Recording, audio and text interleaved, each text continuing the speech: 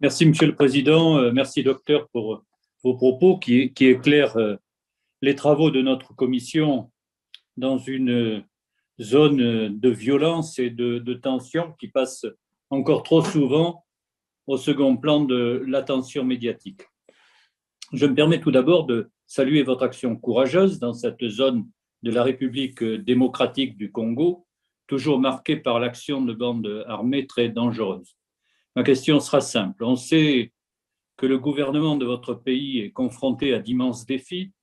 Au-delà de l'aide au développement, qu'est-ce que la communauté internationale en général et la France en particulier peuvent faire pour aider au mieux la région et l'accompagner vers plus de stabilité et vers un développement partagé qui permette de réduire la pauvreté de vos concitoyens les plus exposés et sans doute, de réhabiliter la voie de la France qui est altérée par tant d'années d'errement. Sur un plan plus global, et en plus des violences, il y a la pandémie du Covid-19. Et je sais également que vous avez été récemment associé au Conseil scientifique de l'OMS. Et à ce titre, que pensez-vous des projets et des débats actuels sur la libération des brevets sur les vaccins contre la Covid-19 ? Merci. Je crois qu'il y avait une question par rapport au Covid.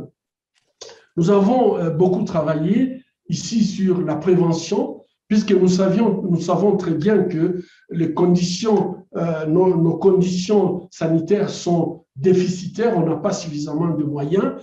Et lorsque j'étais désigné pour faire partie de ces comités de stratégie, nous avons travaillé beaucoup sur la prévention de cette crise. Mais je dois dire qu'aujourd'hui, par exemple, en République démocratique du Congo, ici à l'hôpital où nous faisons les tests PCR, nous avons très peu de cas, mais nous n'avons pas une explication scientifique claire qui peut nous amener à comprendre.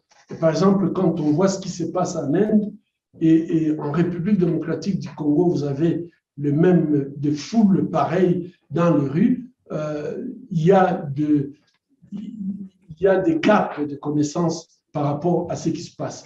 Notre crainte est que peut-être pour le moment, nous ne sommes pas encore dans cette situation, mais que ça va venir, puisque quand les États-Unis étaient attrapés par le Covid, on était étonné que l'Inde était très peu touchée. Mais aujourd'hui, c'est une drame qui est en train de se passer en Inde. Et je pense que pour l'Afrique, même si on a de gros problèmes, par exemple en Afrique du Sud, mais dans beaucoup de pays, il y a quelques cas, mais pas au même niveau que l'Europe ou les Amériques ou l'Asie. Et donc, je crois que nous avons besoin de développer des stratégies. Et en ce qui concerne la vaccination, malheureusement, aujourd'hui, tout le monde a accès à l'information par les réseaux sociaux et ces informations qui passent par les réseaux sociaux ne sont pas vérifiées.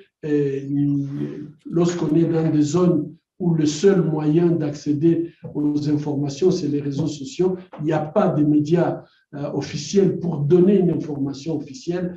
Effectivement, c'est extrêmement difficile de sensibiliser la population puisque ce sont les complotistes qui sont beaucoup plus sur les réseaux sociaux pour montrer tous les méfaits des vaccins et il y a très peu de communication officielle pour nous dire le contraire. Je crois que je voulais peut-être terminer par dire que la France, c'est une puissance et je crois que la France peut jouer un rôle très important. Votre commission, cette commission parlementaire donc des affaires étrangères, vos actions peuvent être décisives au niveau donc de l'action française pour, par exemple, essayer d'avoir un tribunal pour le Congo ou mettre en place un mécanisme de justice transitionnelle. L'action parlementaire peut être déterminante pour permettre à ce que la France puisse avancer avec cette question au niveau de l'Union européenne, mais aussi au niveau du Conseil de sécurité.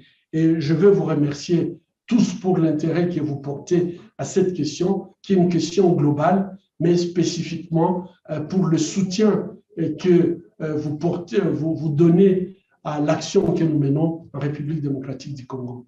Merci.